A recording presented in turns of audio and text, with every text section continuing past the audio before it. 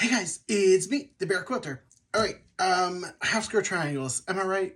Okay, so I am making a project right now which is going to need 192 3.5 inch half square triangles. And I know there's a bunch of people out there who don't like working with half square triangles, or don't like the trimming process of it, or, creating that many half square triangles is a pain. But I wanted to show you one way that I like to do half square triangles, or a lot of half square triangles at one time, that does not involve getting bias cut half square triangles. So I'm going to show you what I do, and I will talk you through it. Okay, well, the first thing that we're going to do is prep the fabric, because you know me, I like my starch. So I'm going to starch, I'm going to dry, and I'm going to press. And then I'm going to take my, this is about a 9-inch wide strip. I'm actually going to cut it so that it is 16 by 8 wide. I'm going to do that on my main fabric and on a background fabric.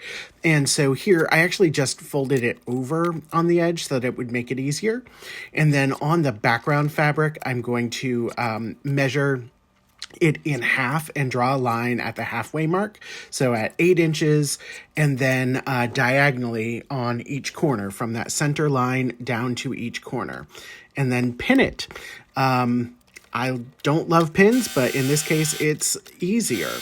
Once it's pinned, I am going to sew at 1/4 inch from each of those lines, the diagonal lines. I'm going to leave that center line alone, but I'll sew at 1/4 inch from each of those diagonal lines.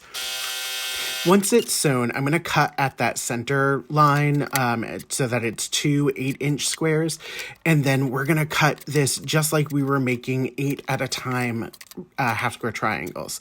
So we'll cut down the centers of each, and then we'll cut through each of the cut lines themselves. All right, so there it is, 16 half square triangles without making a single bias cut. So these edges are a bit more stable and less likely to stretch. Obviously, I also starch everything, so that helps.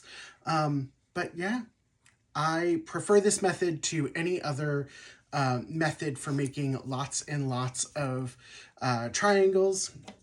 If you need to make 32, you can totally make 32. And if you would like a tutorial on that, let me know and I will show you how. All right, thanks. Bye.